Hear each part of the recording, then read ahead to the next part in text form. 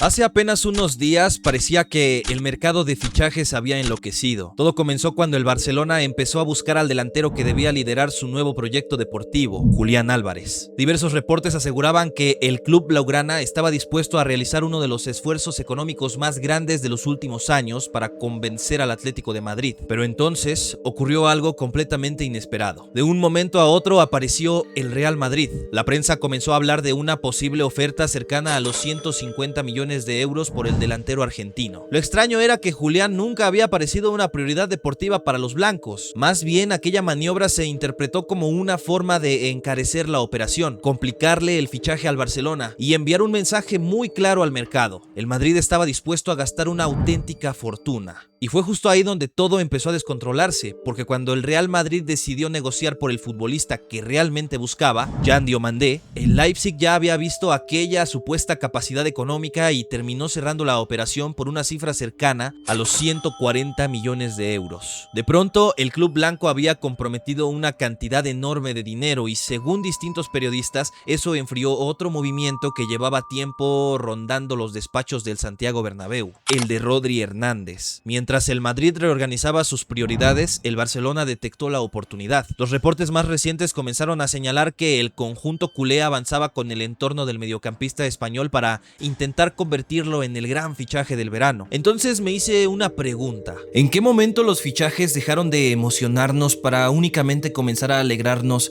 con los rumores? Porque cuanto más investigaba esta historia, más claro tenía que el verdadero cambio no estaba en Julián Álvarez, ni en Rodri, ni siquiera en el Real Madrid o en el Barcelona. El verdadero cambio estaba en la forma en la que hoy vivimos el mercado de fichajes. Y creo que esa transformación tiene un nombre que prácticamente todos conocemos. Hace bastante tiempo, enterarte de un fichaje era casi un accidente. En 1984, cuando Maradona llegó al Napoli, el aficionado común no podía seguir una negociación minuto a minuto ni saber si faltaba una firma, una llamada o una reunión. La información llegaba por los periódicos, por la radio y muchas veces con días de retraso. Prácticamente te enterabas de que todo había terminado cuando aparecía la fotografía del jugador firmando o pisando el estadio por primera vez. Y aunque durante los 90 comenzaron a aparecer nuevas formas de seguir el mercado, como el teletexto o revistas especializadas, el misterio seguía ahí. Cuando Ronaldo Nazario llegó al Inter en 1997, todavía era imposible saber cada detalle de su viaje, cuánto faltaba para cerrar la operación o qué estaba ocurriendo dentro de una revisión médica. Incluso entrando a los años 2000, con internet creciendo y la televisión siguiendo cada vez más de cerca a los grandes clubes, fichajes como los de Figo o Zidane todavía podían mantener una incertidumbre enorme hasta prácticamente el momento de la presentación. Claro que existían rumores, portadas y especulaciones, pero había una diferencia fundamental. El rumor era apenas una parte de la historia. La confirmación era el acontecimiento. Ver al jugador levantar la camiseta era el momento que todos estaban esperando. Y quizá por eso podía sentirse tan especial, porque todavía quedaba algo por descubrir. Hoy ocurre prácticamente al revés. Muchas veces conocemos el interés, la oferta, la respuesta del club, el acuerdo con el jugador, el vuelo, el reconocimiento médico y hasta el número que utilizará antes de que exista una sola fotografía oficial. Antes el rumor era el prólogo del fichaje.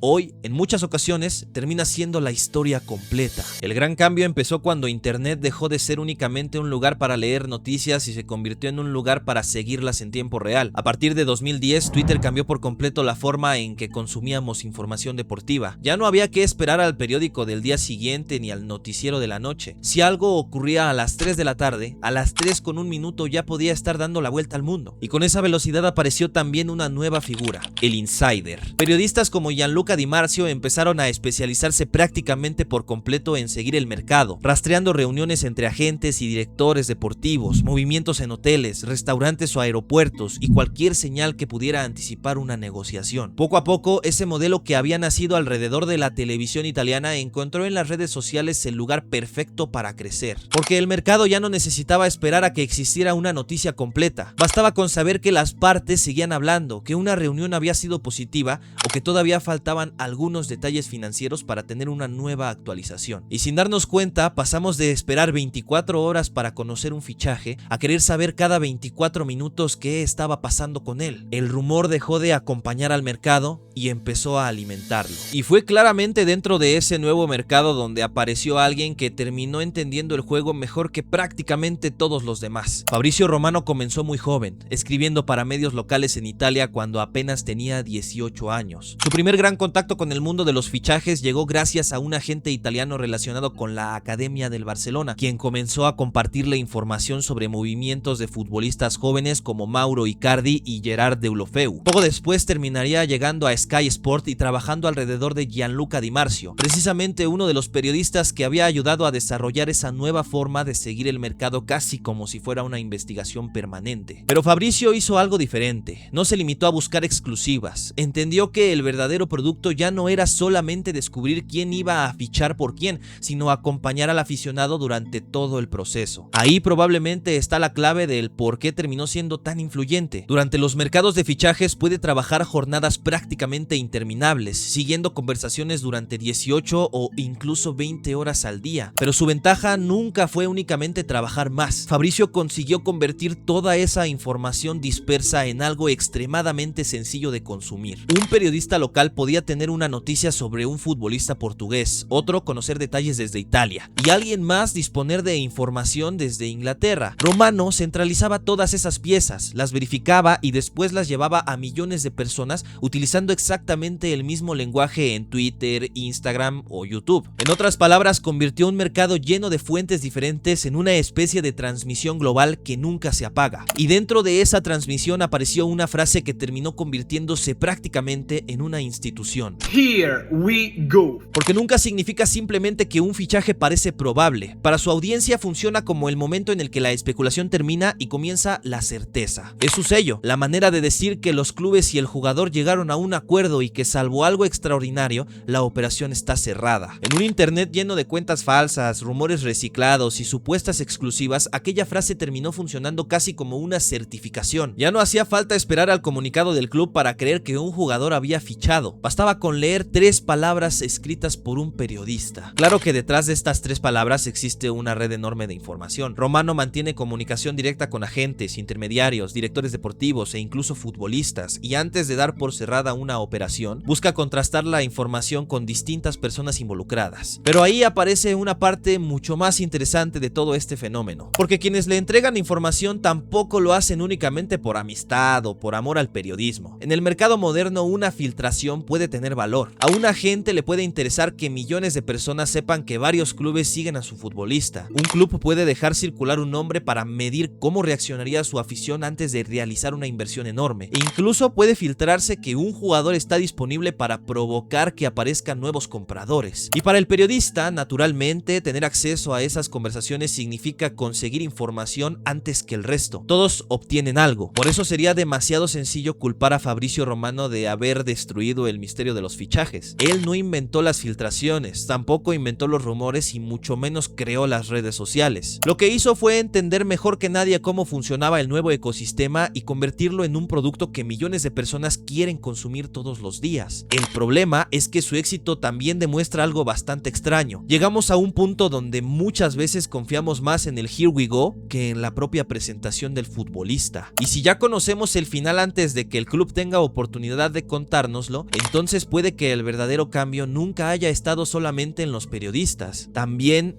estuvo en nosotros. Y cuando entiendes cómo funciona este ecosistema, también entiendes por qué las filtraciones aparecen todo el tiempo. A un club le sirve para presionar una negociación, medir la reacción de su afición o demostrar que está buscando refuerzos. A un agente le ayudan a aumentar el valor de su jugador, mejorar un contrato o generar competencia. Y al periodista le permiten mantener viva una historia que las redes sociales premian mientras siga produciendo conversación. Pero nosotros también alimentamos ese sistema. Durante semanas imaginamos cómo jugaría ese futbolista en nuestro equipo, qué número usaría o cuánto podría cambiar la temporada. El mercado termina ocupando el lugar del propio fútbol y por eso funciona tan bien. Todos obtienen algo. El club, presión. El agente, exposición. El periodista, atención. Y nosotros, ilusión. El problema aparece cuando finalmente llega el comunicado oficial y sentimos que ya lo sabíamos desde hace semanas. El fichaje no perdió importancia, perdió el misterio. Después de todo esto, sería muy fácil decir que Fabrizio Romano acabó con la emoción de los fichajes, pero creo que sería injusto. Él no creó las filtraciones, ni los rumores, ni nuestra obsesión por conocer cada movimiento antes de que ocurra. Simplemente entendió mejor que nadie un mercado que ya estaba cambiando y terminó convirtiéndose en el rostro de esa transformación. Y casos que demuestran hasta dónde puede llegar este fenómeno han existido muchísimos. Operaciones que parecían cerradas, negociaciones que cambiaron de rumbo y rumores capaces de alterar incluso el precio de otros futbolistas. Pero de eso ya hemos hablado. Lo realmente importante está en lo que todos esos casos tienen en común. Hoy sabemos demasiado pronto, sabemos quién interesa, cuánto ofrecen, qué respondió el club, cuándo viajará el jugador y hasta cuándo puede llegar el famoso Here we go. Cuando finalmente aparece con la camiseta puesta, el fichaje sigue siendo importante, pero la sorpresa ya ocurrió semanas atrás. Quizá los fichajes nunca dejaron de emocionarnos, simplemente cambiamos el momento en el que sentimos esa emoción. Antes esperábamos la presentación, hoy esperamos la filtración. Y tal vez ahí está la verdadera respuesta. Los fichajes no perdieron su magia. Nosotros dejamos de esperar para descubrirla. No olvides dejar tu like si te ha gustado, suscribirte para poder contar más historias como estas y si quieres conversar al respecto, te invito a dejar tu comentario, el cual por supuesto que obtendrá lectura. Y ya saben que nos estaremos viendo en el próximo video.